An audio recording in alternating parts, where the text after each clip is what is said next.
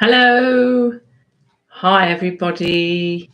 Good morning, or good afternoon, or good evening, depending on where you are in the world and when you're watching this. A warm welcome. Quite a chilly September day here in the UK. We've got this cold wind coming in, which is a bit of a rude awakening to autumn. I think I'm not quite ready for it. I've had to get all my scarves out and hats and gloves and things in readiness for the colder weather. But again, all you can do is adapt, isn't it? So I wonder what the weather's like with you and how you're doing. This week, I'm very excited to share weekly wildlife wisdom with you because I always am, but some animals have a special place in my heart for various reasons, and the Scottish Wildcat is definitely one of those because of my ancestry and my family name. So my mum's maiden name is Mackintosh, which is an ancient Highlands of Scotland name and family name, linked with a collaborative clan, which is very unusual in Scotland, called Clan Chattan.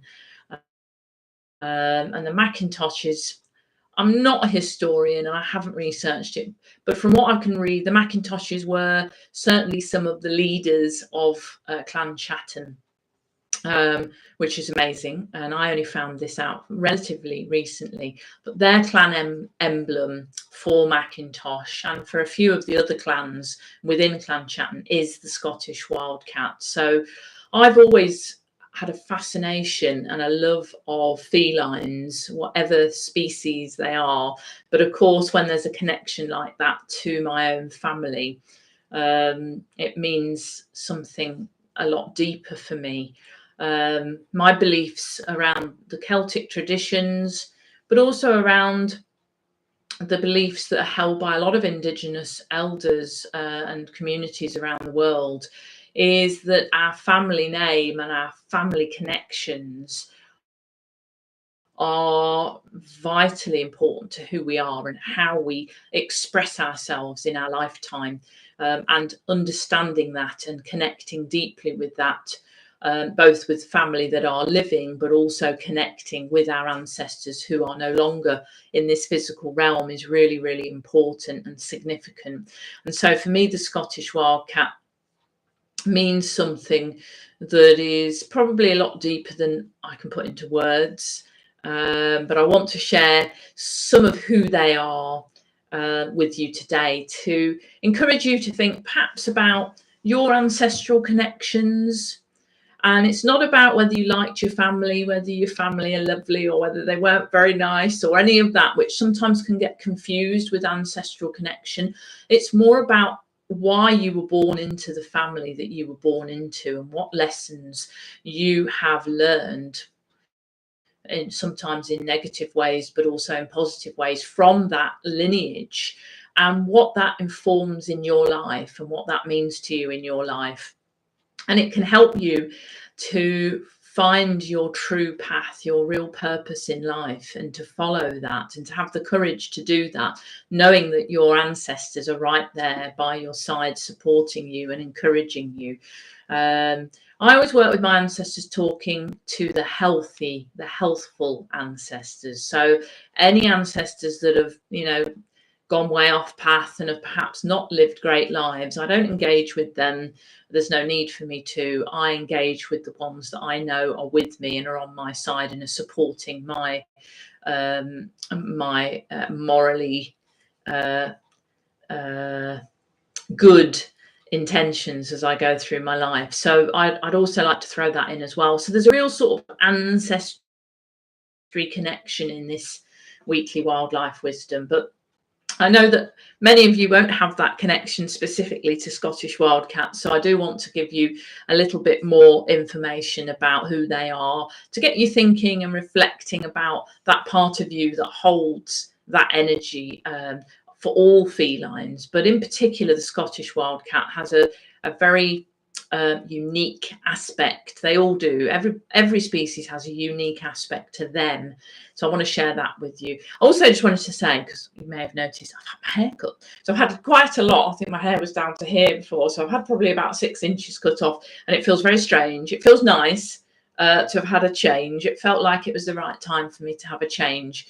I'm moving into sort of the next phase of my life. In spiritual terms, with the triple goddess, which is also a Celtic symbology, which is Virgin Mother Crone. So I'm now beginning that cycle into the crone, which is the wise woman. So I'm embracing that and celebrating that, because I feel much more settled with who I am now than I ever did in my earlier life. And I feel like I've experienced lots in my life, and that informs a lot of how I live my life and how I experience my life. So I'm celebrating that as well. So again, that might be something that you're looking at in your life, where you are, where you're moving to next, and the next phase. And I encourage you to embrace the change. We can't stop what happens in our life. We can't, reverse time, and we can't go back and live in the past. So I just encourage you to think about that as well. And I think that links into the Scottish Wildcat energy too. So let's have a look, because through Celtic and particularly Scottish folklore and myth, the Scottish Wildcat has always had a very special place. Because of who they are. They are incredibly strong characters. They are known as feisty. A lot of human negativity can get thrown onto all sorts of species. So I want to move away from that. A lot of people will say that Scottish Wildcats look grumpy or angry, and I don't believe in that at all. I think animals are much more present and in the moment. And so what you see is their true expression.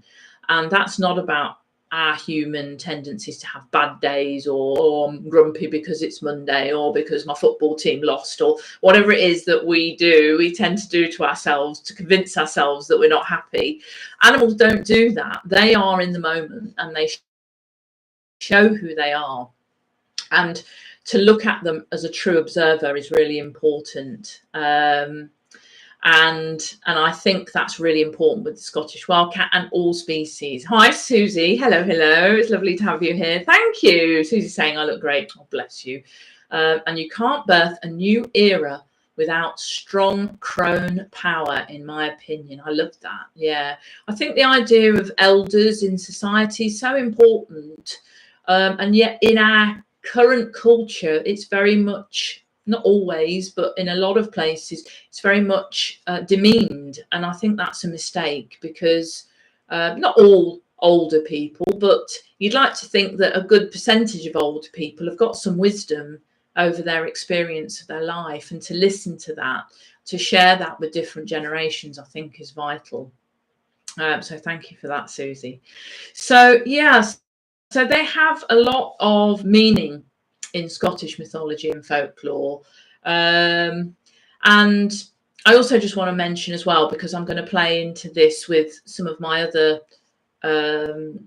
things that I do, like my blog, for example. In a couple of weeks, I'm actually travelling up to the Scottish Highlands, to the Cairngorms National Park, to spend 3 days with an organisation called Saving Wildcats.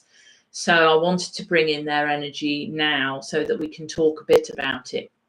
And then I'll share more on my blog. And I have put a blog post up already about what I'm doing to support their work. Saving Wildcats are basically a collaborative organisation of different bodies from the UK and Europe, who are breeding pure wildcats. Scottish wildcat and some European wildcats are coming in for genetic diversity, because they're so critically endangered. They're classified as non-viable in the wild, so they're having to bring in genetic diversity to maintain the bloodline of the Scottish wildcat, who originally was the European wildcat and got stuck in the UK at the end of the last ice age, because all the water broke up the continuation into Europe. So they're doing that. So they're breeding in captive situation to then release into the wild environment and to monitor and check and help them, to support them back into the wild. And so that's really important to me. So this is really a part of that, but I will share more with you through my newsletter and my blog posts as well. So if you're interested in learning more about that, then please do visit my website, juleschabot.com. Sign up for my newsletter and my blog. There's 2 separate sign-ups for those, which you'll find. And then you'll hear all about it. I'm going to be sending out a newsletter soon that'll have a bit more in it about this, because I'm going to be doing an online charity auction to win a piece of my Scottish Wildcat art, which will be 100% to donate to saving wildcats. So if you're interested in that as well, please have a look there. But let's get on with this, because I'm conscious of time. We're okay.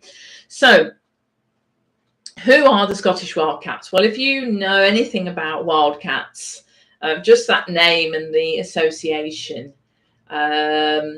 will give you a sense of who the Scottish Wildcat is. But let's start with independence, because I think that's really important. Independence and solitude, because I called this this live honouring independence, solitude. So I want to make sure that we talk about that. So within the Scottish Wildcat, and for most cats, actually, wildcats, they are very independent. Even domestic cats are typically pretty independent, and it's inherent with who they are.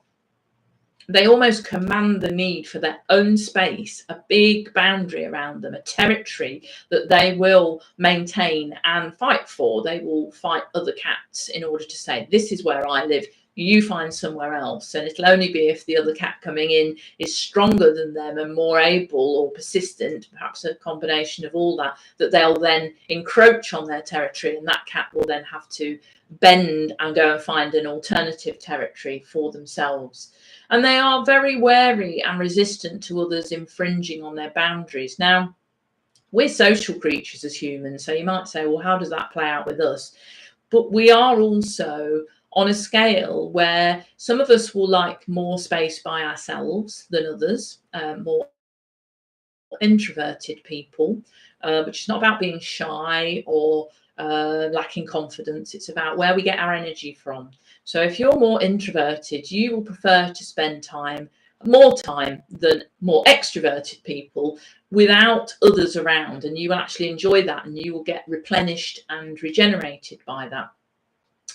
On the other side, if you're a big extrovert and you like to spend lots of time with others all the time, what this encourages you to do is just ask the question of yourself whether it could be beneficial for you to look at spending a bit more time by yourself, to review, reflect, have some peace and quiet without constant external stimulation, for your benefit, because everybody's different and there's no good or bad, introverts, extroverts, somewhere along that scale from extreme one to extreme the other is where you'll fit, and it's about finding what's right for you. So this question's, are you doing what's best for you and finding a way to balance your life so that you get enough time by yourself and enough time for you with others? And I think that's a really important point, because wildcats, they do come together. They come together to mate.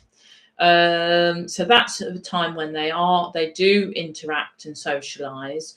And also the mothers then raise the kittens as well. So they spend periods of their life, or quite significant periods, when they're young and they start having kittens, and they continue to have kittens through their reproductive life. So they have kittens and they teach their kittens and they show them how to survive and to thrive as wildcats.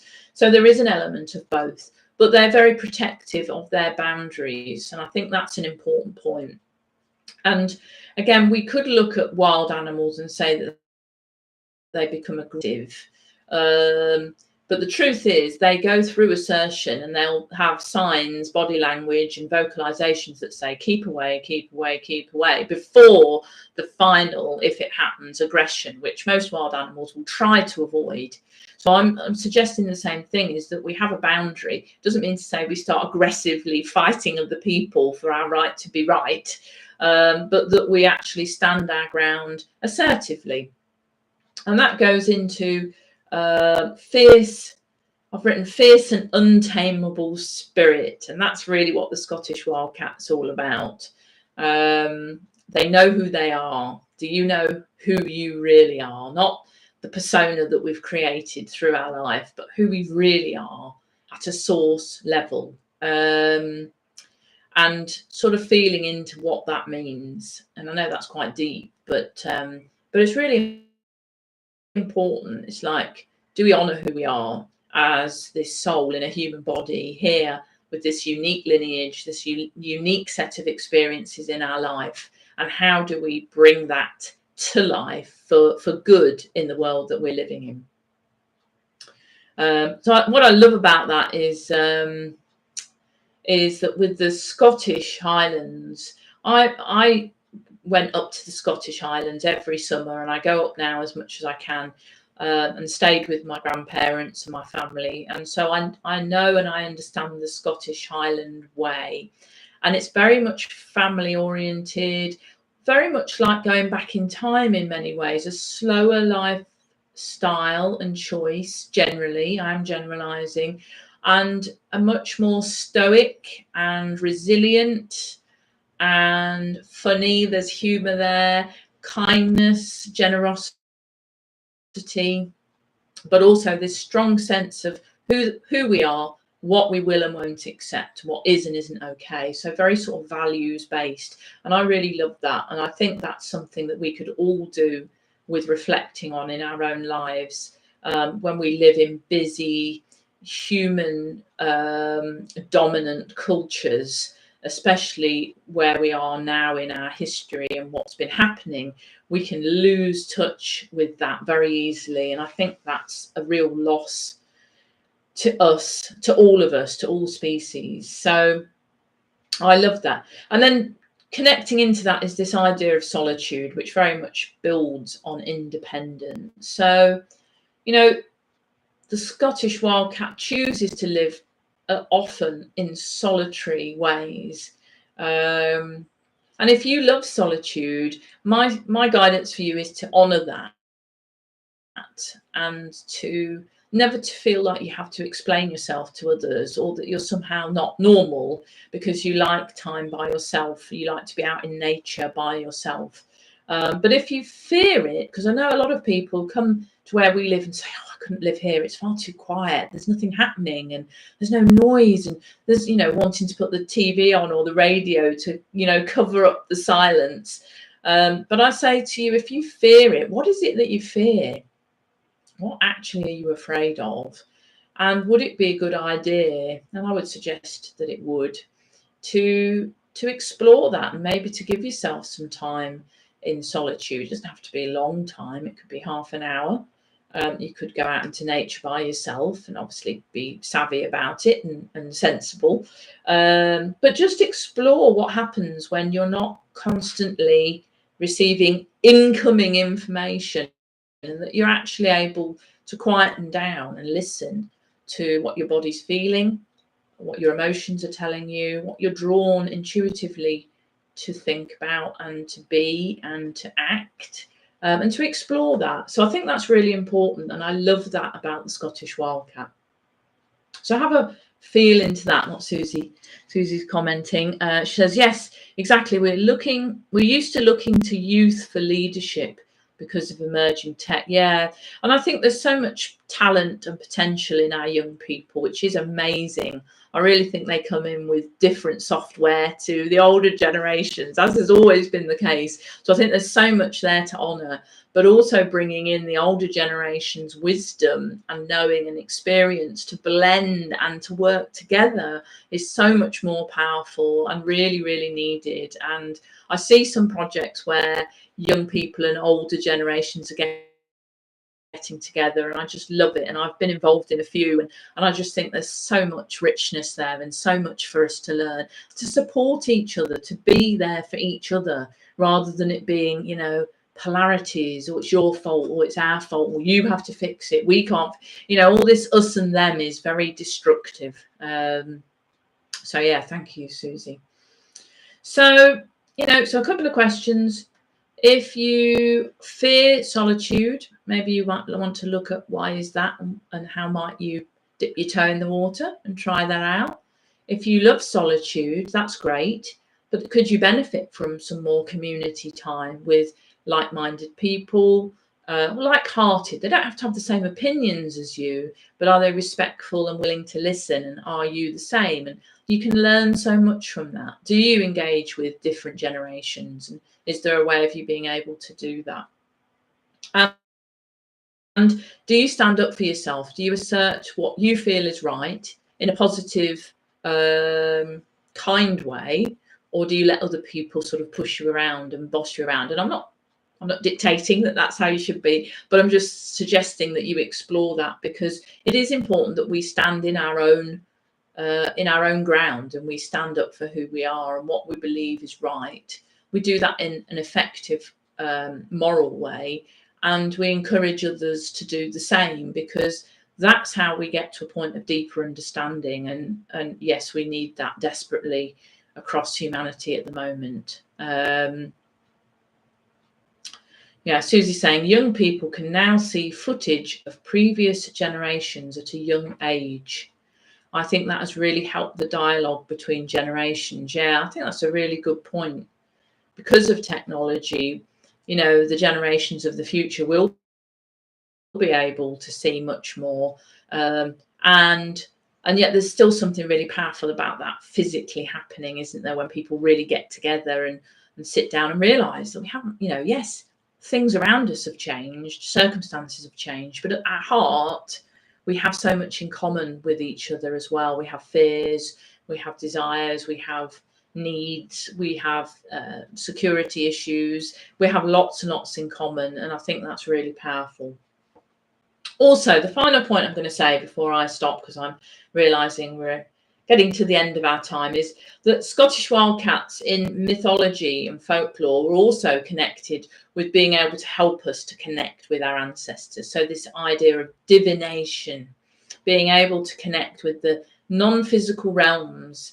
And so again, if you feel called, reach out to the Scottish wildcats. You don't need to be with them, because they're very, very secretive, and there's not that many of them around anymore. Hopefully that's going to change, but call to them and ask them if they are willing to help you to connect with your healthy ancestors, if they're willing to help you to be more in that energy within you that is connected, and similar to the Scottish wildcat.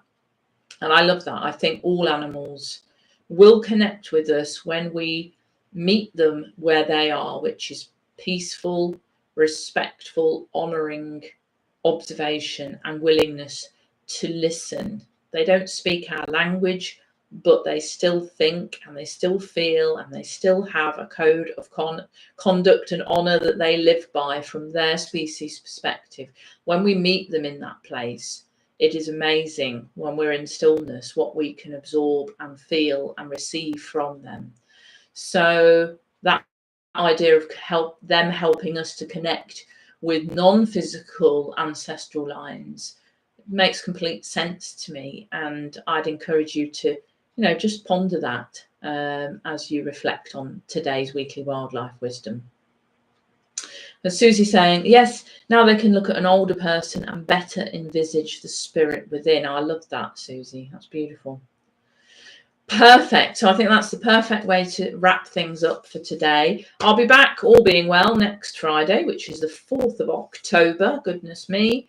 So do come along if you can make it, or watch the recording. I'd love to have your questions and comments, so please feel free to add those or to message me via my website at juleschabot.com.